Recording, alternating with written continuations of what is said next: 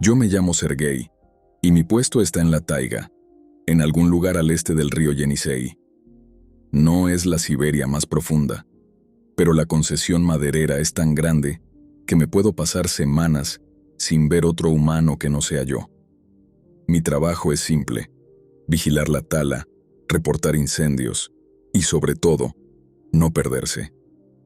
Esto fue hace unos 3 años, a finales del otoño.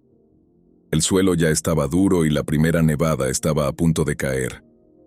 Estaba inspeccionando una zona de tala ilegal y acampé cerca de una cabaña de cazadores abandonada. No era un refugio oficial, pero me ofrecía algo de protección contra el viento que venía del norte. El viento siberiano es una cosa viva, y esa noche era particularmente agresivo. Se colaba por las rendijas de la cabaña con un sonido quejumbroso. Yo estaba cenando algo caliente y revisando el mapa, cuando lo escuché.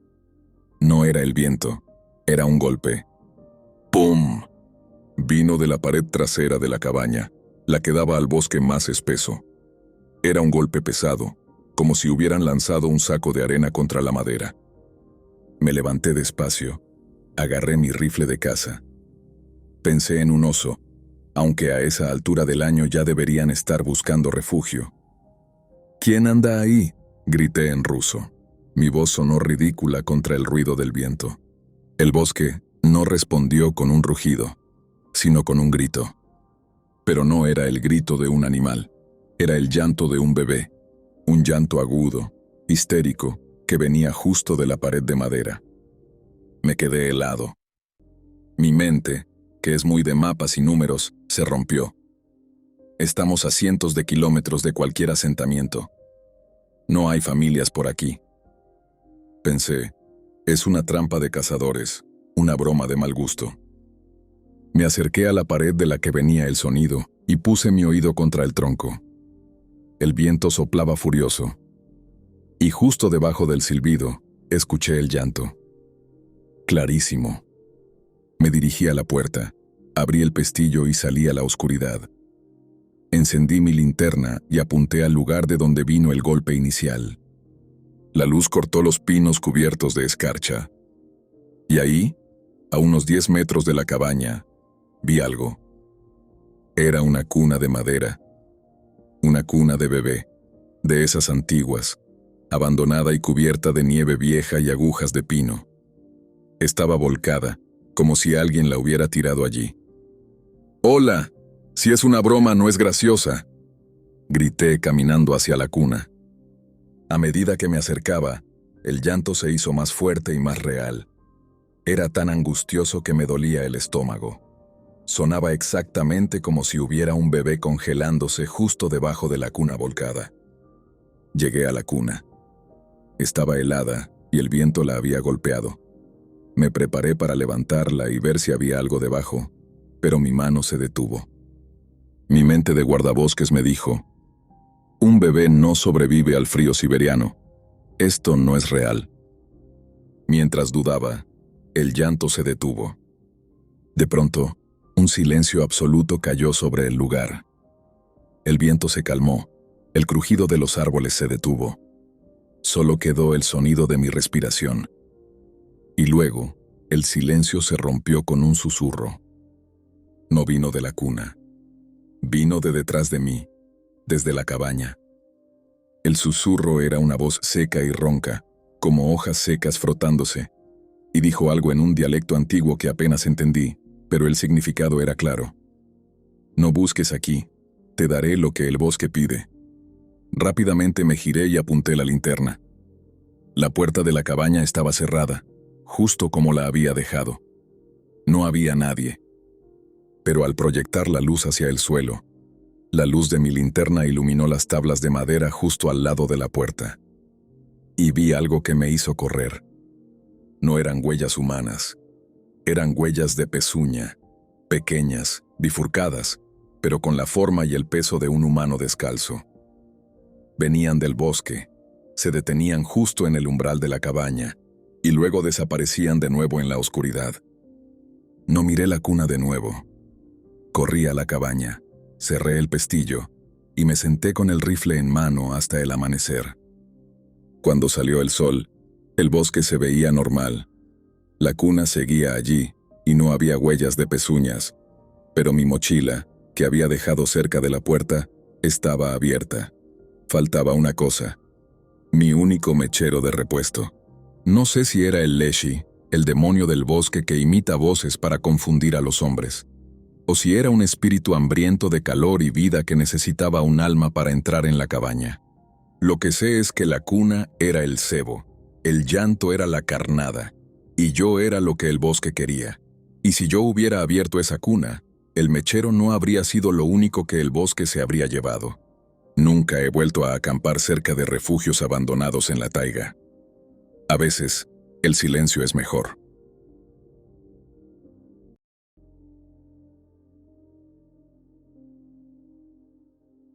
El trabajo de un Lesnik en la profundidad de Siberia es ser el hombre invisible. Te mueves por las fronteras, verificas los límites y no dejas rastro. Si la taiga te nota, es que hiciste algo mal. Mi nombre es Maxim, y mi sector estaba tan lejos de la civilización que mi único contacto real era la radio por satélite. Esto fue durante la época del deshielo, el momento más peligroso, cuando los ríos se desbordan y los caminos de hielo se rompen.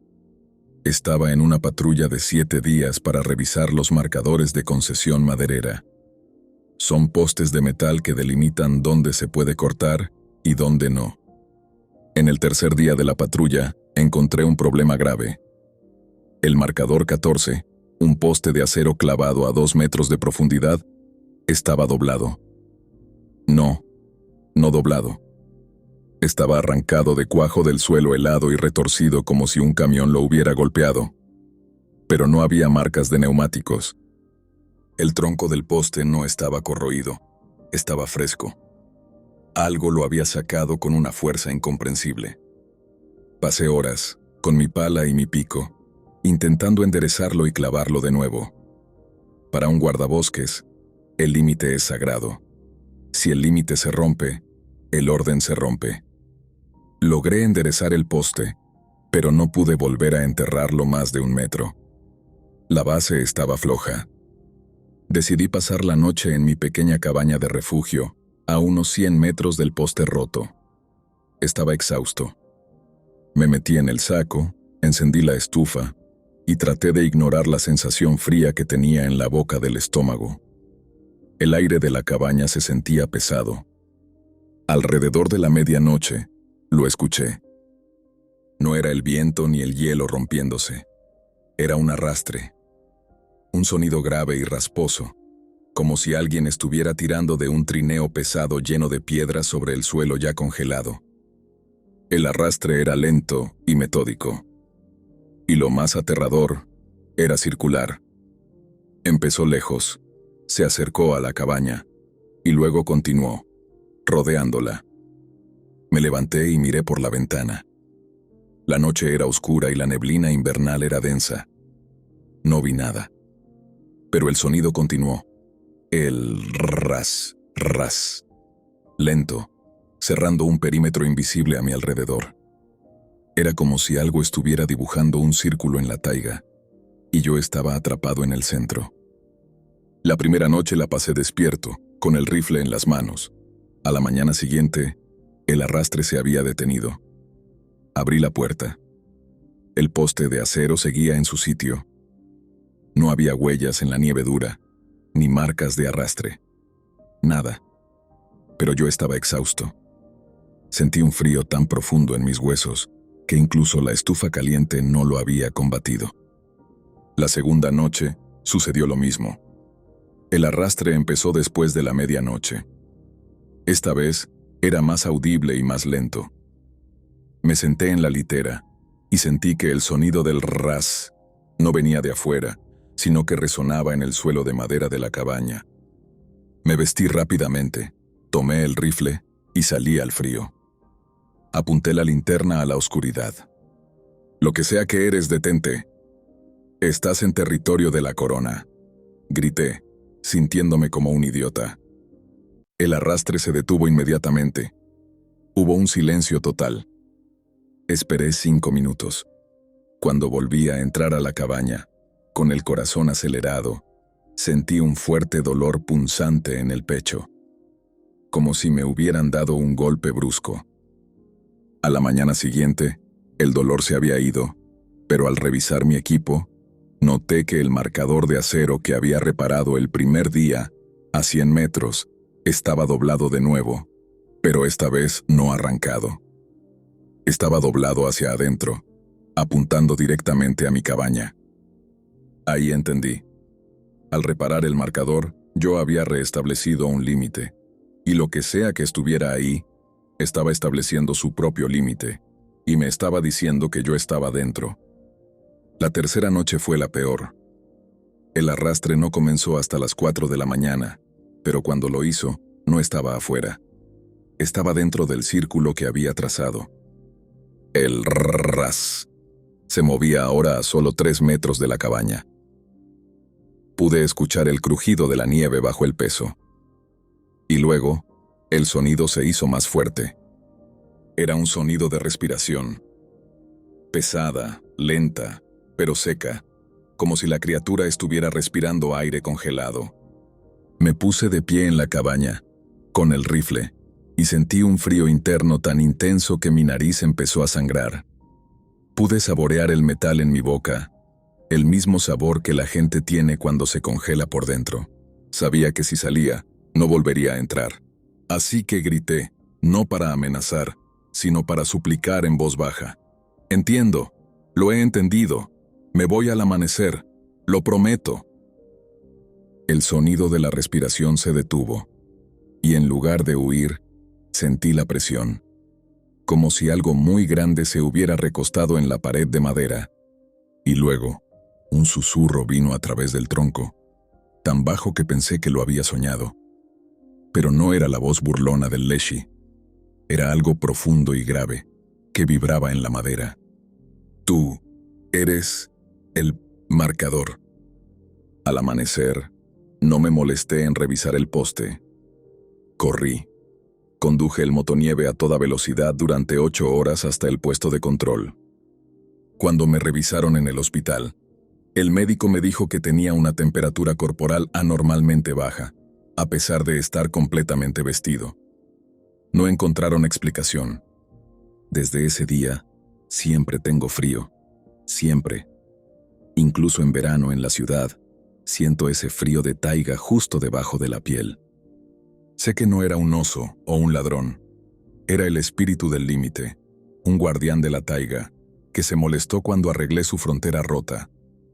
Y cuando me dejó ir, no movió el marcador de metal. Me movió a mí. Me convirtió en su marcador andante. Y ahora, donde quiera que voy, siento ese frío. Y sé que estoy pisando un límite invisible que ya no puedo cruzar.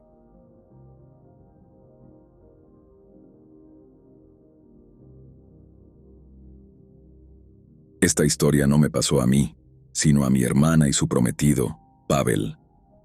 Ellos son urbanitas de Moscú, pero les encanta hacer trekking.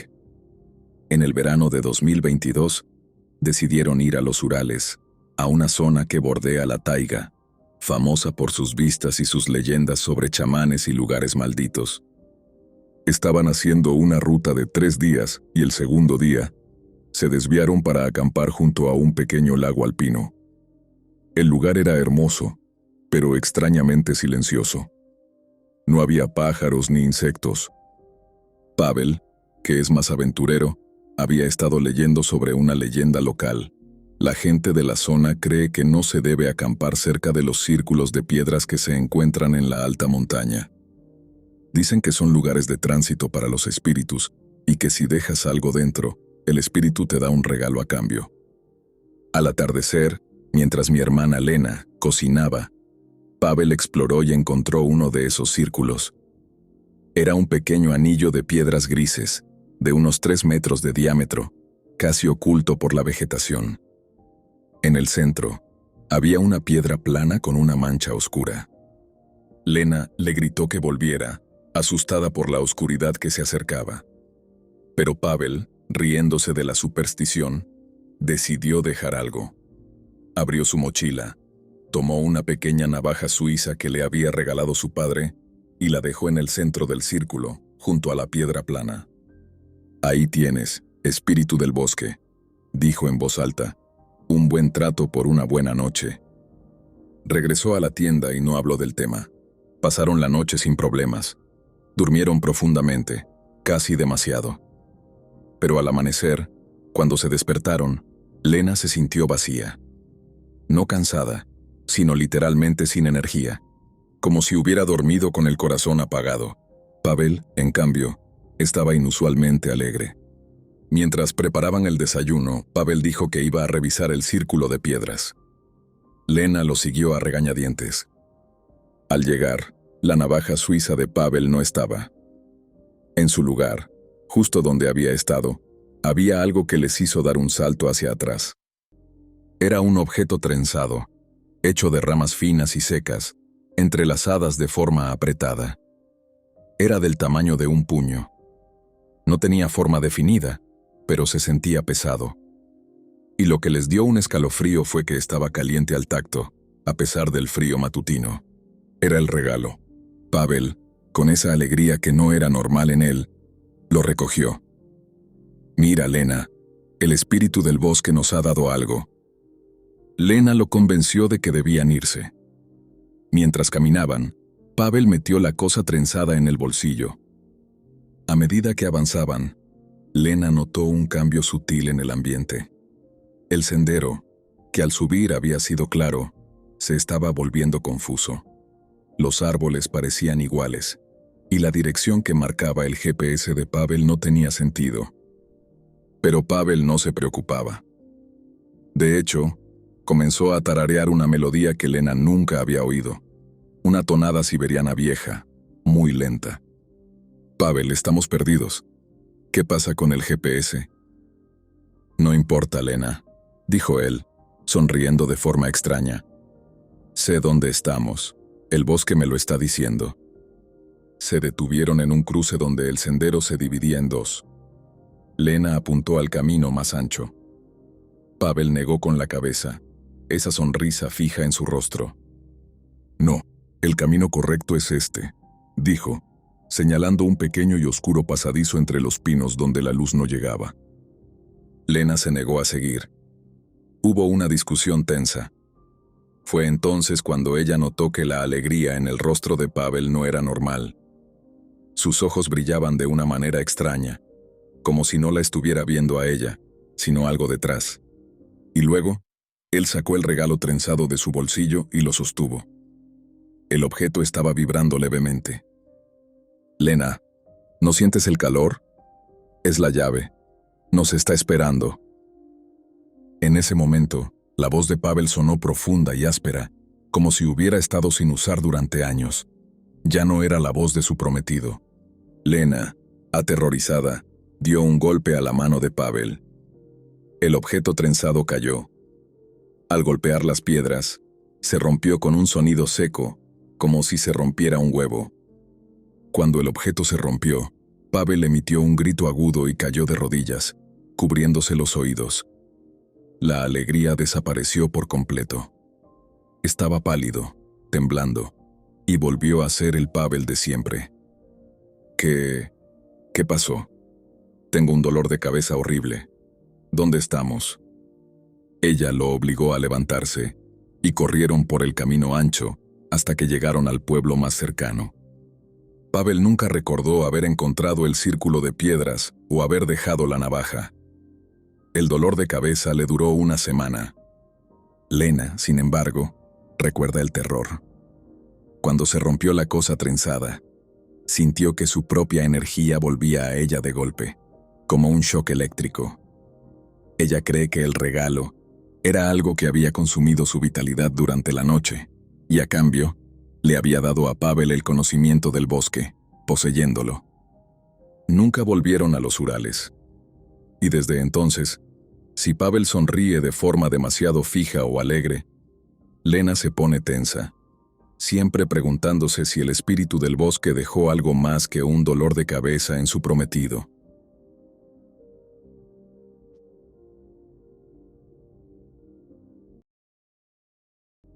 Había pasado casi un mes en el puesto de investigación polar número 7, cerca del Círculo Ártico, en la desembocadura de un río siberiano.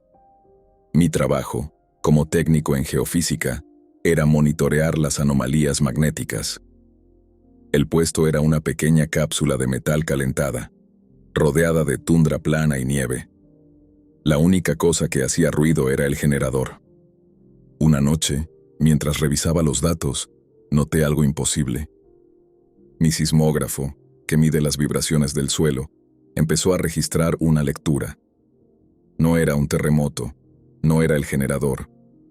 Era una vibración rítmica, superficial, muy cerca de la cápsula.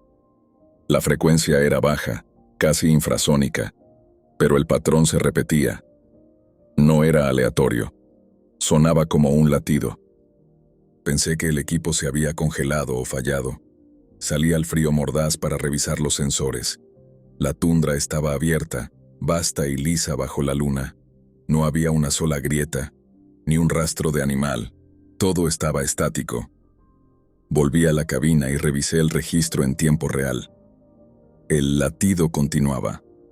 Me puse los auriculares conectados al sismógrafo para escuchar el sonido amplificado. Lo que escuché no era una vibración mecánica. Era un golpe amortiguado, constante y pesado, que venía de debajo del permafrost. Boom, boom, boom. Era la cadencia de un corazón humano, pero con la resonancia de algo 100 veces más grande latiendo a mucha profundidad. Me quité los auriculares, sentí el pulso en mis propias sienes, y ya no sabía si lo que sentía era mi corazón o el eco de la tundra. Encendí la radio, pero solo había estática.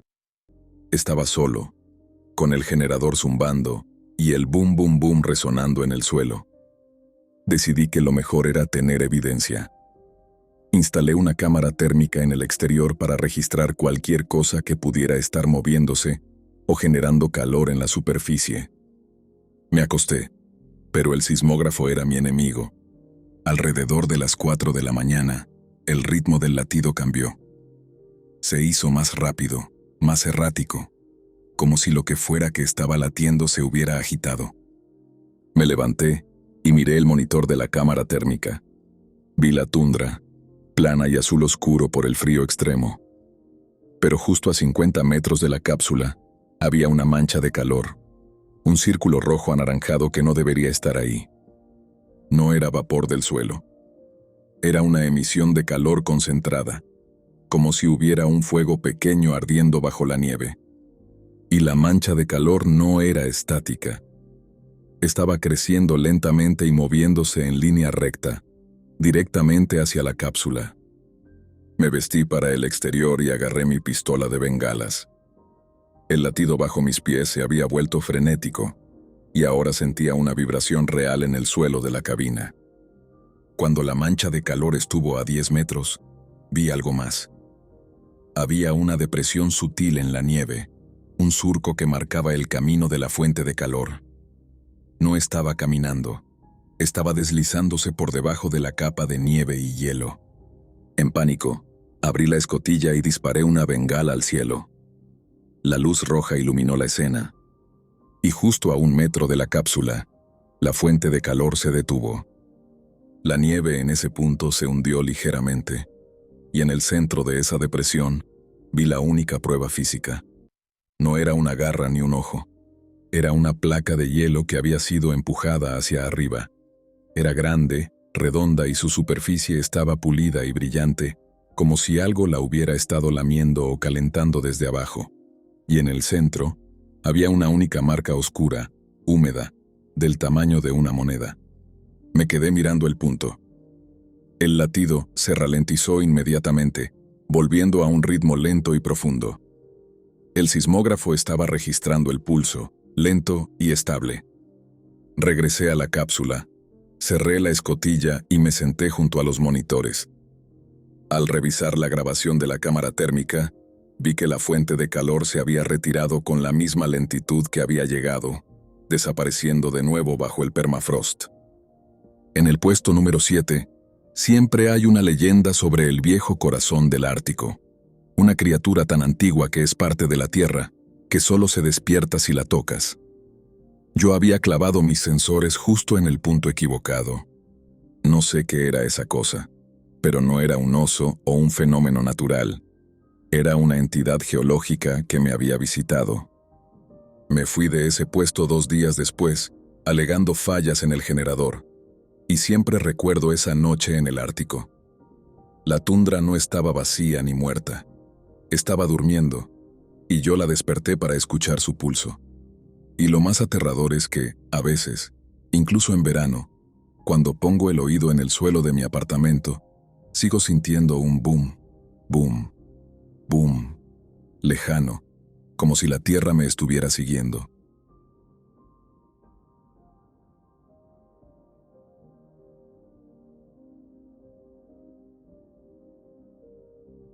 Mi mejor amigo de la infancia era Yevgeny.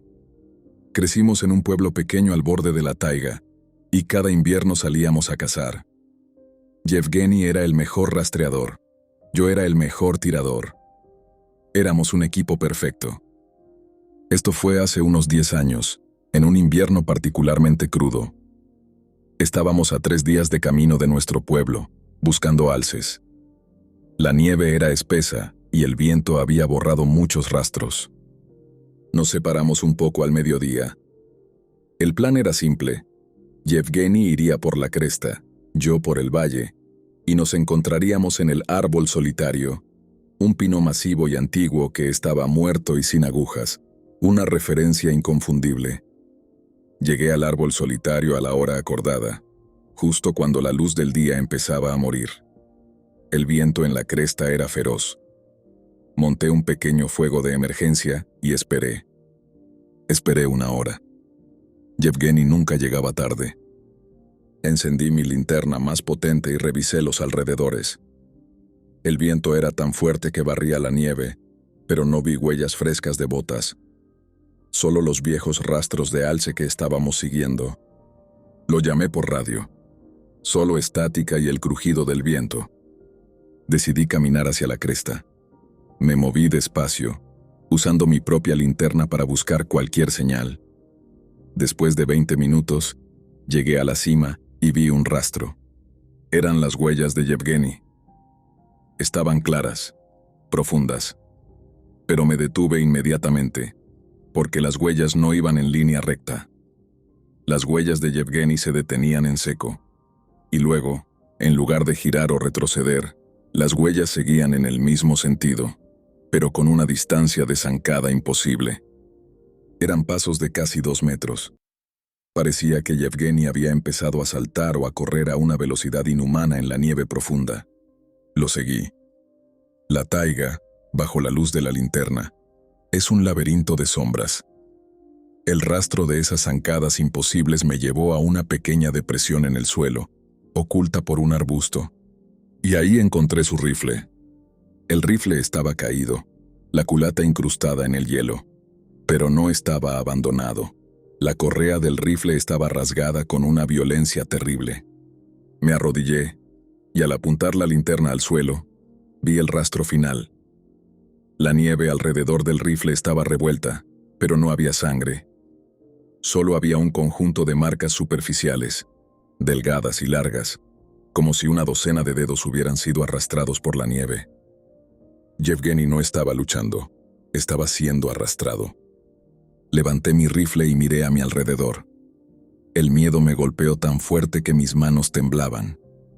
Llamé su nombre en el viento. «Yevgeny, si me escuchas, dispara al aire». El único sonido que recibí fue el viento y, después de un silencio demasiado largo, un silbido agudo que no sonó como un pájaro ni como un humano. El silbido venía de un lugar que yo conocía bien. El árbol solitario que habíamos elegido como punto de encuentro. Volví al árbol, corriendo tan rápido como pude. Al llegar, vi que mi pequeño fuego de emergencia se había apagado por el viento. La linterna de mi cabeza iluminó el tronco oscuro del pino sin hojas. Y ahí, en el tronco, a unos 2 metros de altura, clavado en la corteza congelada, había un objeto. Era el cuchillo de caza de Yevgeny, un cuchillo viejo que le había dado su abuelo. Estaba clavado hasta el mango, y el metal estaba cubierto de escarcha. Me acerqué. El cuchillo estaba apuntando hacia el cielo. Estaba ahí como un marcador. Y al inspeccionar el árbol, vi el último mensaje que me aterrorizó por completo. En la corteza, justo debajo del cuchillo, había un círculo perfecto raspado en la madera. Y dentro del círculo, algo había dejado 3 marcas paralelas muy profundas, como si 3 garras hubieran sido presionadas contra el árbol. No era una marca de animal, era una firma deliberada. Arranqué el cuchillo, empuñándolo, y huí. No busqué más. Conduje mi motonieve hasta el amanecer. Cuando llegué al pueblo, nadie me creyó. Dijeron que Yevgeny se había perdido o que había sido atacado por un oso.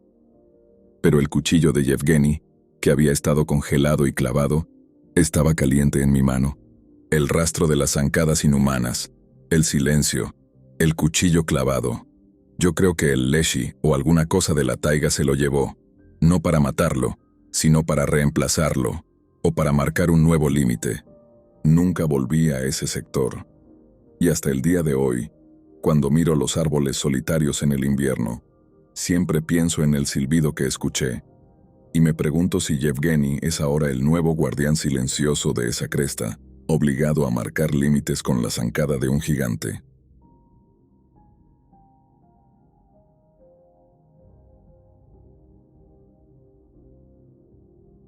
Soy conductor. Llevo suministros a través de las rutas de hielo de Siberia, lo que llamamos Simnik. Mi nombre es Pasha, y si vas por esas carreteras en enero, pasas más tiempo solo que con tu esposa. La taiga es mi compañera, y por lo general, es silenciosa. Esto me ocurrió hace unos 4 años. Estaba haciendo la ruta hacia un puesto minero. Eran 2 días de camino sin estaciones de servicio, solo hielo, nieve y pinos. El clima era brutal, unos menos 40 grados Celsius. Si el camión se apaga, te mueres. Punto. La segunda noche, ya estaba agotado. Estacioné en un claro abierto, apagué el motor para no desperdiciar combustible, y me metí en el saco en la cabina. El silencio en esas noches es total, solo el cric del metal enfriándose. Debió ser alrededor de las 3 de la mañana cuando desperté. No por un ruido, sino por una presencia. Ya sabes, esa sensación de que alguien está parado demasiado cerca de ti. El aire en la cabina, que ya estaba frío, se sentía pesado y estancado. Abrí los ojos, sin mover la cabeza, y miré por el espejo lateral. La noche era oscura, pero la luna reflejaba la nieve. Y lo vi. Había algo alto y delgado parado a unos 20 metros del camión, justo donde el bosque de pinos comenzaba. Estaba vestido con algo que parecía un abrigo largo y muy oscuro, y tenía un sombrero grande, tipo piel de castor, hundido en la cabeza. No parecía una persona normal, era demasiado alto, y la forma en que estaba parado era tensa. Pensé en ladrones de combustible o en algún loco que se había perdido. Encendí los faros delanteros de golpe. El brillo blanco era cegador. La figura debería haber volteado o cubierto sus ojos. No hizo nada. La luz se proyectó sobre él, revelando la silueta. Los brazos de la figura colgaban de forma extraña a sus lados, como si las articulaciones no funcionaran bien. Y la cabeza, debajo del sombrero, estaba demasiado inclinada hacia el pecho. Era una pose incómoda, antinatural. Le grité, golpeando la bocina para asustarlo. «Vete de aquí. La policía está en camino». El motor estaba apagado, y el bosque estaba en silencio. Entonces, la figura hizo un movimiento. Muy, muy lento. Levantó un brazo. El movimiento era articulado, como si la articulación del codo se hubiera trabado y se hubiera roto al levantarse. Levantó la mano. Y me saludó. No fue un saludo amigable. La mano estaba enguantada, pero la palma estaba abierta, y la mano se agitó con una rigidez mecánica, como un juguete de cuerda viejo. El gesto no encajaba con la ropa ni con la hora. Era una burla. Sentí que mi saliva se secaba. Arranqué el motor con pánico, dejando que se calentara unos segundos. Mientras el motor rugía, el hombre hizo otro movimiento que me hizo sentir náuseas. Se dio la vuelta, dándome la espalda. Y empecé a ver algo en sus piernas. La tela del abrigo se movía con sus pasos, pero sus piernas no se doblaban de la forma correcta. El pie no se levantaba. Era más como si estuviera arrastrando todo el peso desde la cintura, moviendo el cuerpo como una sola pieza rígida, caminando torpemente hacia el bosque. Pisé el acelerador y el camión patinó sobre el hielo. Me incorporé al Simnik y conduje sin mirar el retrovisor durante 20 minutos. Cuando me calmé, encendí la calefacción y me puse a pensar. Esas rutas están llenas de supersticiones sobre el Sheikut, el espíritu de los viajeros congelados que sale a pedir ayuda. Pero esa cosa no pedía ayuda. Estaba actuando. Decidí revisar las fotos que había tomado del Simnik ese día. Siempre tomo fotos para documentar el estado de la carretera. Encontré una foto que tomé justo antes de estacionar. Y en el borde, al pie de los pinos, vi una pequeña mancha oscura. Usé el zoom de mi teléfono. La mancha era un objeto. Y ese objeto era un muñeco de madera. Estaba tallado de forma tosca, con extremidades largas y disfuncionales, y estaba doblado por la espalda, clavado en la nieve. Un terror frío me recorrió la columna. Lo que vi no era una persona congelada ni un fantasma. Era algo que se había moldeado a partir de esa figura de madera, imitando su pose rota. Y cuando me saludó, estaba practicando como ser humano. Apagué el teléfono y lo metí en el bolsillo. No volví a encenderlo hasta llegar al puesto minero. Lo que sea que haya ahí fuera en la taiga, es silencioso y paciente. No te ataca con garras, te ataca con la duda. Y cuando te imita, es para recordarte que tú eres el forastero en un mundo que no te pertenece. Y yo soy solo un conductor. Nunca volveré a estacionar en ese claro.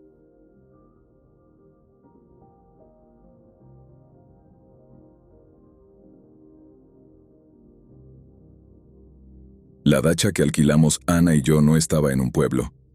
Estaba, literalmente, en medio de la nada, a unas 4 horas de la carretera asfaltada más cercana, en una zona boscosa al norte del macizo de Altai. La rentamos para un mes de desintoxicación digital. El aislamiento era perfecto. La cabaña era antigua, de troncos oscuros, con un gran porche acristalado que daba al espeso bosque de pinos. La primera semana fue pura paz. Leña, libros, el zumbido constante del silencio. El problema comenzó a la mitad de la segunda semana. Yo estaba afuera cortando leña, y Ana estaba leyendo en el porche. Ella vino hacia mí con la frente arrugada. «Dimitri, ¿hay un gato aquí?» «No, Ana, solo ardillas. ¿Por qué?» «He estado escuchando un rasguño», dijo, muy suave, constante, en el cristal del porche, justo detrás de mí. Pensamos que era un animal pequeño, un ratón o una marta, atraído por el calor. Revisé el perímetro.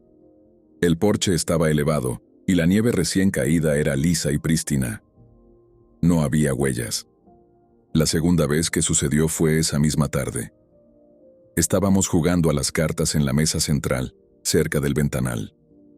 Empezamos a discutir, nada serio, solo por el juego. Y en medio de la discusión, llegó el sonido. Un clic, clic, clic, en el cristal, a la altura de nuestros hombros. No era un rasguño. Sonaba como una uña muy dura, tocando el vidrio con una precisión rítmica. Nos callamos, y el sonido se detuvo al instante. Intenté replicarlo con mi propia uña, pero mi sonido era disperso y débil. Este era agudo y metálico. Lo que me incomodó de verdad fue la coincidencia. Sucedía cuando nuestra atención se enfocaba completamente en algo. Era como si el sonido estuviera diseñado para interrumpir la concentración. Los días siguientes, el clic-clic se volvió más frecuente.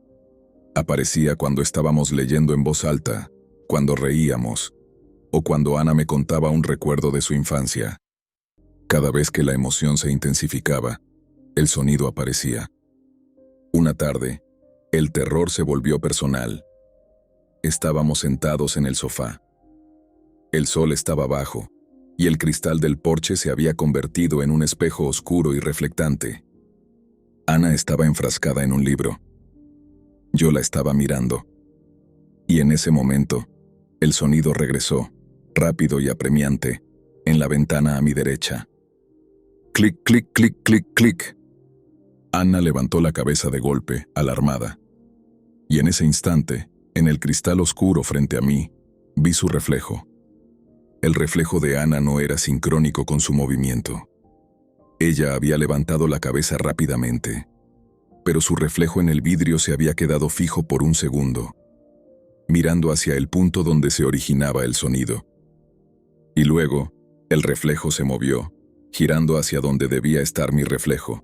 Pero cuando se movió, la cabeza del reflejo se inclinó con una lentitud y una rigidez absurdas, exagerando el movimiento de un modo que parecía una marioneta vieja. Me quedé helado. Mi propio reflejo estaba detrás del suyo, y la cosa que imitaba a Ana en el vidrio no estaba mirando a Ana, me estaba mirando a mí. «¡Ana, no te muevas!», grité. Ella se asustó, volteó hacia la ventana y encendió la lámpara. La luz mató el reflejo, y el clic-clic se detuvo. Esa noche no pudimos dormir. Estuvimos despiertos, sentados en el sofá con una linterna. Alrededor de las 3 de la mañana, la cabaña se llenó de un estruendo. No era el clic. Era un golpe húmedo y fuerte contra el techo de metal. Y luego, otro. Y otro.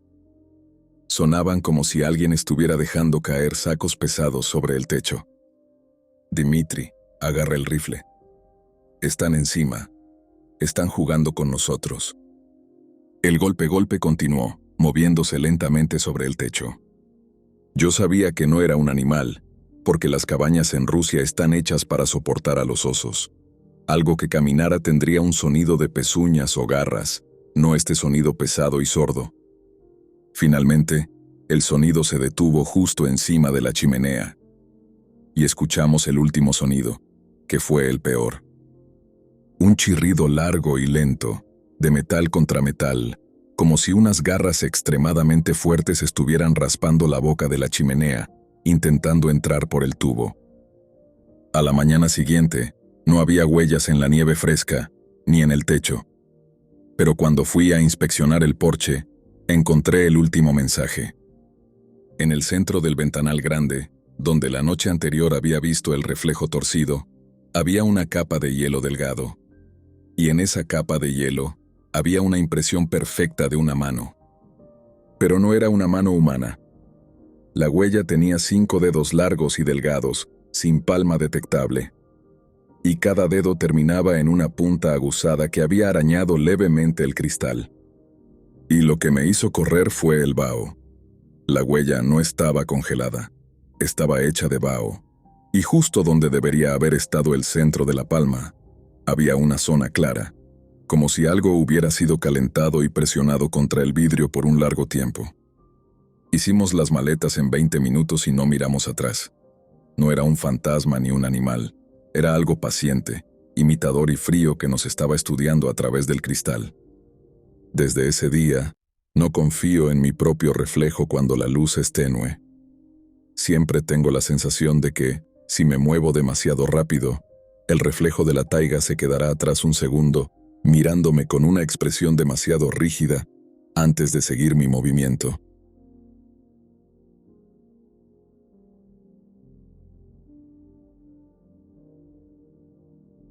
El lugar en el que me metí se llama Krishamira, el techo del mundo, una zona increíblemente remota en los montes Altai, frontera con Mongolia.